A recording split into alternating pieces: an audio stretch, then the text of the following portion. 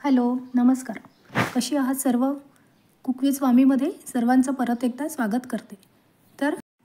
तर आज मी तुम्हाला वर्षभरातून फक्त एकदाच म्हणजे थंडीच्या दिवसात मिळणारी ही हरभऱ्याची भाजी मी कशी बनवते ती माझी पद्धत तुमच्यासोबत शेअर करणार आहे. तर रेसिपी जर आवडली असेल आणि तुम्हाला जर इझिली ही भाजी अवेलेबल होत असेल तर तुम्हीही नक्की ट्राय करून बघा. तर ही हरभऱ्याची भाजी आहे जी आपण खेडेगावामध्ये शेतामध्ये चणे वगैरे लावतो तेव्हा त्याची जी ही कोहळी भाजी असते हरभऱ्याची, त्याची ही भाजी आहे. जोपर्यंत ही भाजी कोहळी असते तोपर्यंतच आपण याची भाजी बनवू शकतो. तर या भाजीला आता मी छान स्वच्छ पाण्याने धुवून घेतलेलं आहे. याला आपल्याला 2 ते 3 पाण्याने धुवायचं आहे. या भाजीवरती खार असते त्याच्यामुळे याला छान स्वच्छ धुवायचं असते. त्यानंतर मी फक्त कांदा, टोमॅटो, हिरवी मिरची आणि लसणच घालते भाजीमध्ये. बाकी कढीपत्ता वगैरे काहीही घालत नाही. तर कांदा आणि टोमॅटो, हिरवी मिरची, लसण आपल्याला याला रफली चॉपिंग करून घ्यायचं आहे. त्यानंतर कढईमध्ये मी सरसोचं तेल घातलेलं आहे. मी लोखंडाच्या कढईमध्ये ही भाजी बनवत आहे आणि सरसोच्या तेलामध्ये बनवत आहे. तर तेल थोडंसं गरम झालेलं आहे आणि आता जिरा मोहरीचा तडका दिलेला आहे.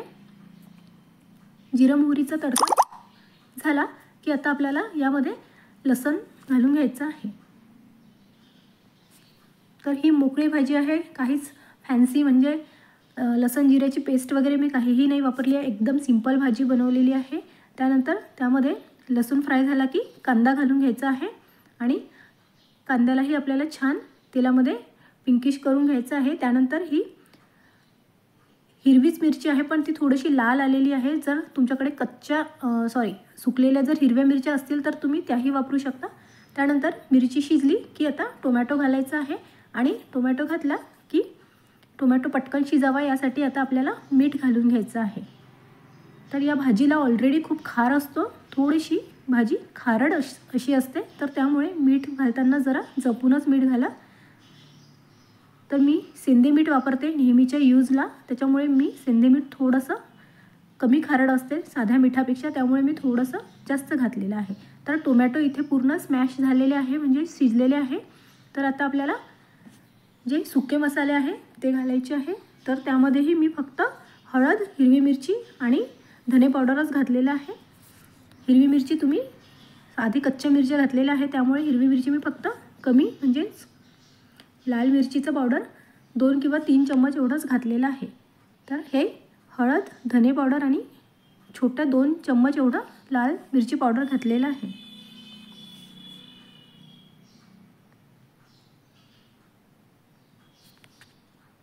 तर ड्राय मसालेही आता आपल्याला छान तेलामध्ये शिजवून घ्यायचे आहे.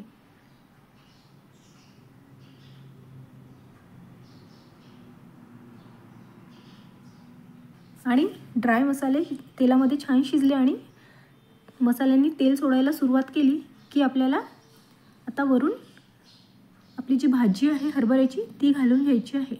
तर बघताना ही भाजी क्वांटिटी खूप जास्त दिसते, पण जसं की तुम्हाला सर्वांना माहितीच आहे की शिजल्यानंतर कुठलीही पालेभाजी ही खूप कमी क्वांटिटीमध्ये बनते.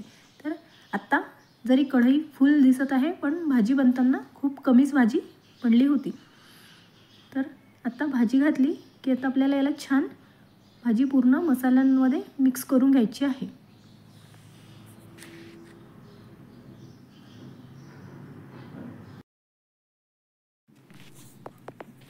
अशा पद्धतीने पूर्ण भाजी जो आपण तेलाचा मसाला बनवला आहे त्याला पूर्ण कोट करून घेतली होती. तर आपल्याला पाणी बिलकुलही वापरायचं नाही आहे कारण या भाजीला ऑलरेडी खूप पाणी सुटतं, त्यामुळे बिलकुल थोडंही पाणी या भाजीला वापरायचं नसते.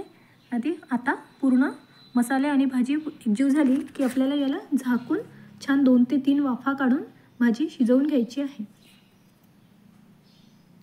तर भाजी जेव्हा मगाशी मी तेलामध्ये सुरुवातीला घातली होती तेव्हा खूप जास्त पूर्ण अख्खी कढई भरली होती, पण आता तुम्ही बघू शकता की भाजीची क्वांटिटी अर्धी झालेली आहे. त्यानंतर झाकून 2 ते 4 मिनटं वाफ काढून घेतल्यानंतर भाजीला थोडंसं फिरवून घ्यायचं आहे. तर इथे भाजीला पाणी सुटलेलं आहे आणि आता या पाण्यामध्येच ही भाजी शिजणार आहे.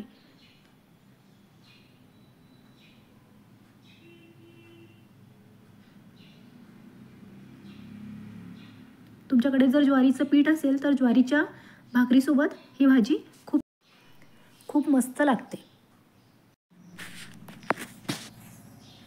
तर पहिली वाफ झाल्यानंतर परत मी 1 किंवा 2दा भाजीला वाफ काढून घेतली होती। जोपर्यंत भाजीचं पूर्ण पाणी सुकत नाही आणि भाजी पूर्ण ड्राय बनत नाही तोपर्यंत आपल्याला सेम प्रोसेस करायची आहे। म्हणजे 2 ते 3 मिनटं वाफ काढून घ्यायची आणि त्यानंतर चम्मचने पूर्ण भाजी छान मिक्स करून घ्यायची।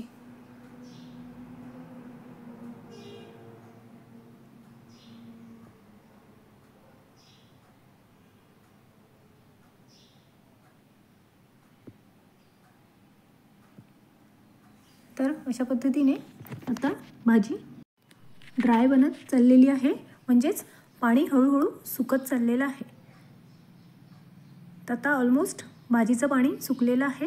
तर जर तुम्हाला एवढी मॉइस्ट भाजी आवडत असेल तर तुम्ही अशी ही भाजी ठेवू शकता। तर आता मी पण थोडीशी भाजी मॉइस्टच ठेवली होती। तर गॅस बंद केली आणि आता थोड्या वेळ गॅस बंद केल्यानंतर भाजीला झाकून जी वाफ आहे ती त्या वाफेवरती 5 ते 6 मिनटं भाजी तशीच ठेवली होती।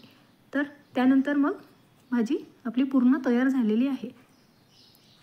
तर वर्षभरातून फक्त एकदा मिळणारी ही भाजी तुम्हीही नक्की तुमच्याकडे ट्राय करून बघा आणि खाऊन बघा। खूप टेस्टी लागते आणि खूप हेल्दीसुद्धा असते। जे लोक खेडेगावात साईडला राहतात त्यांना ही भाजी इझिली अवेलेबल होते, पण शहराच्या ठिकाणी ही भाजी इझिली मिळत नाही। तर तुमच्याकडून पॉसिबल असेल तर तुम्हीही ही भाजी अवेलेबल करून नक्की तुमच्याकडे ट्राय करा आणि